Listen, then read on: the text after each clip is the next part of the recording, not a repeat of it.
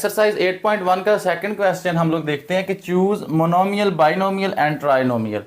वो कह रहा है कि आपको कुछ पॉलिनोमियल्स दिए गए हैं, आपने बताना है इनमें कौन सा मोनोमियल है, कौन सा बाइनोमियल है और कौन सा ट्राइनोमियल है। तो हमें पता है कि मोनोमियल कौन सा होता है, वो होता है जिसमें एक टर्म इन्वॉल्व हो। ये मोनोमियल में कौन सा हमारे पास जिसमें एक टर्म हो वो होता है मोनोमियल। और बाइनोमियल कौन सा होता है, वो हमारे पास पॉलिनोमियल जिसमें दो टर्म्स इन्वॉल्व हों। और ट्राइनोमियल क्या होता है, जिसमें तीन टर्म्स हों, थ्री टर्म्स हों। अब सबसे पहले देखते हैं टर्म क्या होता है। तो टर्म हमारे पास क्या होता है, ये टर्म हमारे पास कोई ना कोई कांस्टेंट नंबर हो सकता है। कांस्टेंट नंबर फॉर एग्जांपल 4, ये एक फिक्स अमाउंट है 4, ये कोई ना कोई कांस्टेंट है, तो ये क्या है, एक टर्म। अब देन जो है मैं कहता हूँ 100, तो 100 भी क्या है, एक टर्म है। इसी तरह मैं कहता हूँ 3/2, ये भी कोई ना कोई कांस्टेंट नंबर है, तो ये भी क्या है, एक टर्म। अब जो हमारे पास टर्म है, ये कांस्टेंट भी कोई नंबर हो सकता है, हमारे पास ये वेरिएबल भी कोई ना कोई हो सकता है। For example x, y, z, t, तो ये x एक टर्म है, y भी एक टर्म है, z भी एक टर्म है और t भी एक टर्म है। अब जो हमारे पास टर्म जो है वो क्या हो सकती है, कांस्टेंट मल्टीप्लाई बाय वेरिएबल की फॉर्म में भी हमारे पास कोई ना कोई टर्म मौजूद हो सकती है। फॉर एग्जाम्पल 5 एक कांस्टेंट है, इसके साथ x को अगर मैं मल्टीप्लाई कर देता हूं तो बन जाएगा 5x। तो ये 5x जो है ये भी एक कांस्टेंट है, सॉरी ये भी एक टर्म है। इसी तरह मैं लिखता हूं 100z, तो ये 100 क्या हो जाएगा, कांस्टेंट मल्टीप्लाई बाय वेरिएबल क्या है, z, तो 100z ये भी क्या है, एक टर्म है। अब देन मैं वेरिएबल को वेरिएबल्स के साथ भी मल्टीप्लाई की शक्ल में लिख सकता हूं, variable multiply by variable. For example मैं लिखता हूं x मल्टीप्लाई बाय y, तो ये भी एक क्या है, टर्म है। अब मैं यहां पे variable multiply by variable multiply by कोई कांस्टेंट नंबर लिख सकता हूं।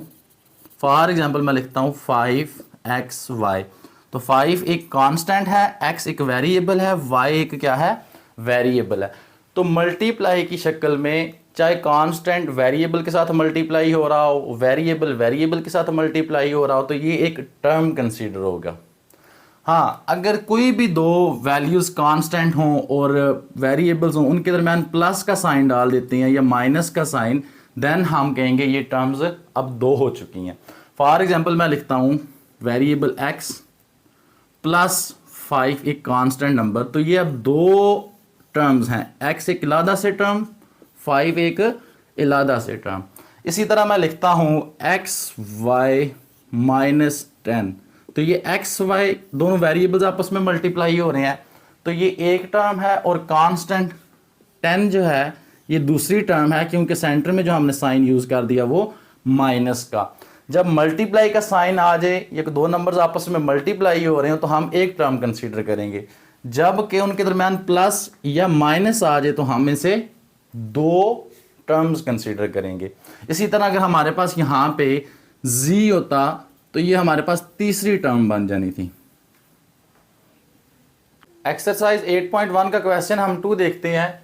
Choose monomials, binomials and trinomials from the following polynomials. Following polynomials में कौन कौन सा मोनोमियल है, कौन सा बाइनोमियल है और कौन सा ट्राइनोमियल है, हमने ये सिलेक्ट करना है, हमने ये बताना है।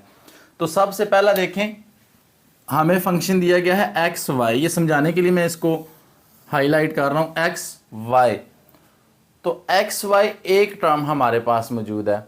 तो हमने पढ़ा था कि मोनोमियल वो पॉलिनोमियल की टाइप है जिसमें एक टर्म हो, बाइनोमियल वो हमारे पास पॉलिनोमियल की टाइप है जिसमें दो टर्म्स हों, और ट्राइनोमियल हमारे पास वो पॉलिनोमियल की टाइप है जिसमें हमारे पास तीन टर्म्स हों। तो देखें इसमें एक्स वाई आपस में मल्टीप्लाई हो रहे हैं, तो ये हमारे पास एक टर्म मौजूद है मल्टीप्लाई की शक्ल में, तो इसे हम कहेंगे मोनोमियल। इसी तरह हमारे पास क्वेश्चन नंबर 2 देखें, x, y और z, ये तीन वेरिएबल्स आपस में मल्टीप्लाई हो रहे हैं, x, y एंड z। तो फिर ये पूरा अगर देखें तो मल्टीप्लाई की शक्ल में जो हमारे पास x, y, z है, ये एक टर्म है, तो इसे हम कहेंगे ये भी क्या है, मोनोमियल। और अब हम लोग देखें तो यहां पर क्या है, ये 2x एक टर्म, ये 3y दूसरी टर्म, और ये दोनों टर्म्स आपस में क्या हो रही हैं, ऐड हो रही हैं, तो इसे हम कहेंगे ये क्या है, बाइनोमियल।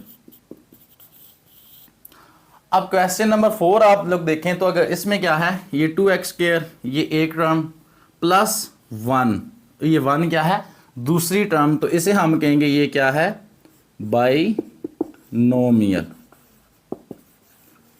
अब क्वेश्चन नंबर 5 देखें, इसमें एक टर्म x², दूसरी है 3x, तीसरी हमारे पास क्या है, कांस्टेंट नंबर 1। ये तीनों आपस में क्या हो रही हैं, ऐड हो रहे हैं, first term, second and then third, तो तीन टर्म्स इसमें इन्वॉल्व हैं, तो इसे हम कहेंगे ये क्या है, ट्राइनोमियल। बुक पे आंसर इसका बाइनोमियल लिखा हुआ, जबकि ये है क्या, ट्राइनोमियल। अब यहाँ पे देखें ये क्या है, x³ एक टर्म, 3 एक टर्म, इन दोनों टर्म्स को हम क्या फिर कहेंगे, ये क्या है, बाइनोमियल। दो टर्म्स इन्वॉल्व हैं तो ये बाइनोमियल। अब यहाँ पे देखें x, z मल्टीप्लाई हो रहे हैं, ये एक टर्म, y दूसरी टर्म्स, ये दोनों आपस में ऐड हो रही हैं, एक टर्म ये, एक टर्म ये, तो ये भी क्या हो जाएगा, बाइनोमियल। अब यहाँ पर देखें constant multiply by variable, multiply by variable, तो मल्टीप्लाई की शक्ल में ये जो हमारे पास जितनी भी चीज़ें होंगी एक दूसरे के साथ मल्टीप्लाई हो रही हैं, तो उन्हें हम एक टर्म कंसीडर करते हैं। ये 4yt एक टर्म और ये प्लस x, ये हमारे पास दूसरी टर्म्स हैं, तो इसे हम कहेंगे कि ये क्या है, बाइनोमियल। क्योंकि दो टर्म्स इन्वॉल्व हैं तो हम कहेंगे बाइनोमियल। और यहाँ पे सिर्फ कांस्टेंट नंबर 4 गिवन है, तो हम इसे कहेंगे ये भी क्या है, मोनोमियल। एक टर्म इन्वॉल्व हो तो मोनोमियल, दो टर्म्स इन्वॉल्व हो तो बाइनोमियल, और तीन टर्म्स इन्वॉल्व हो तो हम कहेंगे ये क्या है, ट्राइनोमियल।